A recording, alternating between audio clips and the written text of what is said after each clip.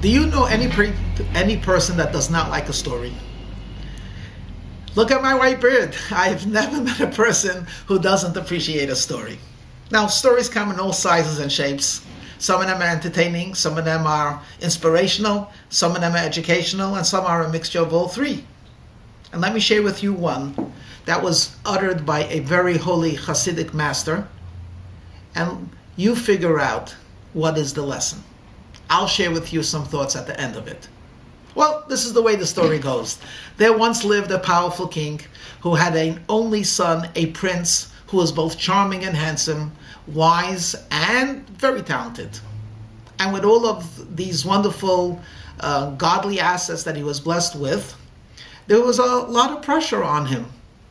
And this prince essentially was growing up, studying and acting and being groomed to run a country. And his father had the highest hopes for him. Until one terrible day, everything changed. The prince woke up, and instead of allowing himself to be dressed in his princely robes, he began to crawl on the floor. When his servants said, "Sir," or "Your Royal Highness," or I'm not sure what you call a prince, he did not respond. Instead, he was making sounds that sounded very much like a rooster, like a chicken. They did not know what to make of it. At first, they were very frightened to tell the king anything, so they decided he must be in throes of some type of terrible nightmare. But as the hours passed, they saw him actually staying on the floor, and as much as they were able to see, he was acting like a chicken. Obviously, this calls for some medical intervention, and though he would not sit by the table, when they put some water in a basin and they put some corn on the floor, he pecked at it and he ate it like a chicken. Would refuse to sit at a table, refused to be properly attired, and refused to communicate. Doctors were called in. First, there was a battery of tests. They could not find out anything physically wrong with him. He seemed to be physically in perfect health. Obviously, this is something mental. Well, they called in the battery of psychologists and psychiatrists and social workers and so on and so forth. And each one began to reason with this child. What's bothering you? No response. You're a prince? No response. Human beings don't go like this? No response. Your father's disappointed? No response. And this problem grew from day to day until it became the talk of the land. Something terrible has possessed the prince. And one by one, the experts began to back out. We don't know. We've never seen this before. It might be a Dybbuk. Who knows? It was terrible. The king was brokenhearted, and his charming son was just a shadow of himself. Long hair, mostly naked, lost weight, his physical hygiene completely lost, no way to reason with him. What could they do? One day comes a wise man to the palace and asked to meet the chief physician. He meets the chief physician and he says, "Although I'm not a medical doctor, I believe I could cure the king's son." The medical doctor says, "You're crazy. We've had all of the experts. They've tried this, they've tried that. He refuses to take any medicine, and there's nothing that we could do. He has to snap out of it." He says, "Well, it's already 3 weeks. Has he snapped out of it?" "No, he's getting more and more used to this. Let me try." "What do you got to lose?" "Well, I'll have to ask the king." He asked the king. The king said, "I'm so desperate. If this man thinks that he could be of help, allow him." And he asked for complete, that he should be able to do things his way. The following morning, usually the servants would come in and start the usual ritual. "Please get up," and he would be lying on the floor. "Please let us bathe you," and he would just grunt or make chicken noises. "Please, we have a delicious food." They would put a breakfast. He would refuse to eat it until they brought him chicken feet, and he would eat that. But the following morning, he was greeted very differently. Someone was naked on the floor next to him. And that was very surprising for the prince, who looks at this man, and this man looks at the prince. But the man doesn't say a thing, so the prince doesn't say anything. Instead, the prince does his chicken act. To his surprise, this stranger, who looks like a human being, mimics him. Doesn't say a word, but seems to utter the same grunts. Until finally, the servants come in, and they put down not one bowl of water, but two. And not one bowl of chicken feed, but two. And they walk out without a word. And the prince looks at his selection and starts eating. And of course, the stranger starts doing the same with his.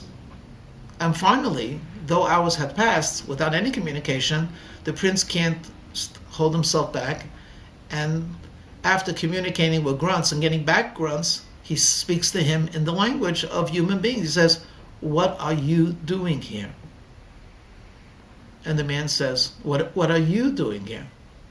He says, "What do you mean, what am I doing here? It's obvious I'm a human chicken." To which he says, "So am I." He says, "That's ridiculous. You can't be a human chicken." He says, "Why can't I? You are." And the prince considered that for a moment. Maybe it's possible to be to a human chicken. And they spent the rest of the day in companionable silence. Two chickens just hanging out together. And this continued the second day and the third day.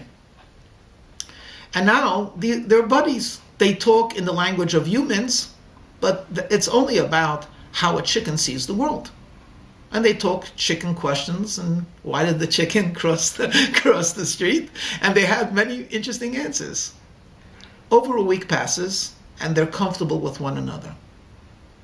The prince goes to sleep, wakes up to find his chicken friend, but strangely, the chicken friend looks a little different.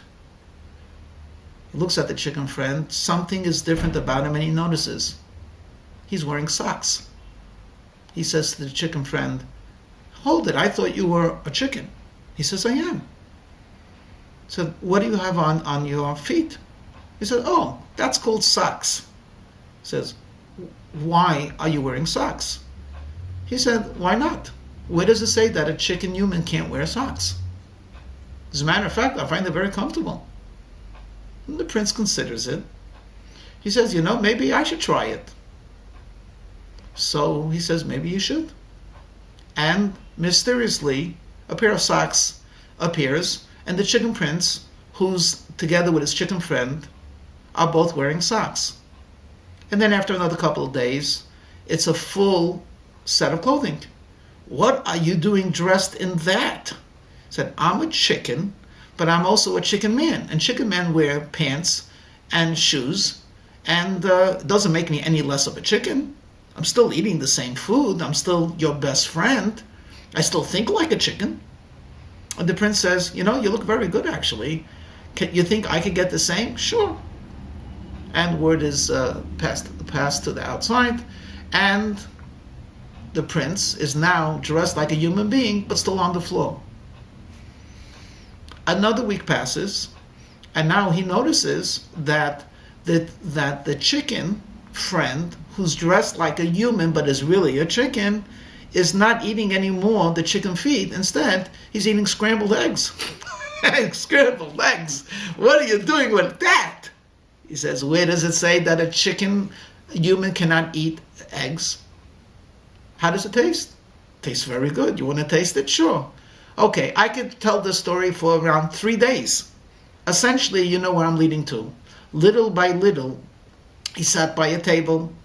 Little by little, began to use the implements, wiping his face with a napkin, sleeping on a bed, and each time it was always prefaced with, "Look, we're chickens, but we're chicken people, and chicken people could actually sleep in bed and have food for humans, and they really deep down they're chickens. They're not giving up anything."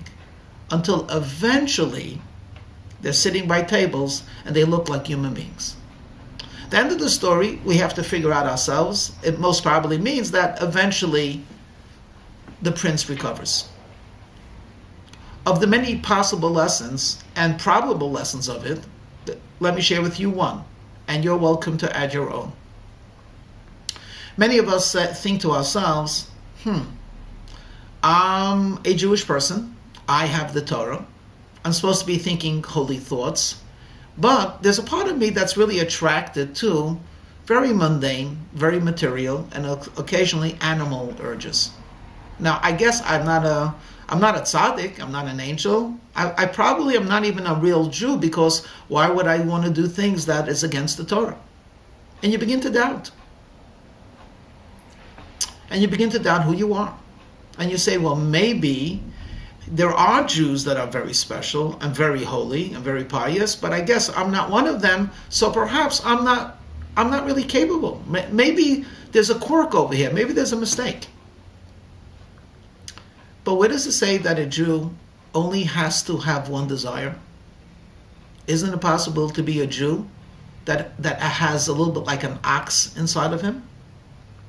And you say, well, if I have an ox inside of me, or I have a sheep inside of me, or if I have a chicken inside of me, so shouldn't I act like an ox or a goat or a chicken or worse? And we say, and where does it say that a man ox cannot put on tefillin? And where does it say that a man sheep cannot be kind? And where does it say that a man chicken cannot give charity? In other words, there are ways to work with your failings. You could always say to yourself that indeed I might at times act or feel less than the ideal human that I should be. But still, can't I do a mitzvah? Where does it say that a chicken cannot eat from a plate? Where does it say that a Jew who sins cannot do a mitzvah? Well, the best part of a story is that there are many, many possible readings to it. Good luck. May the lessons inspire you.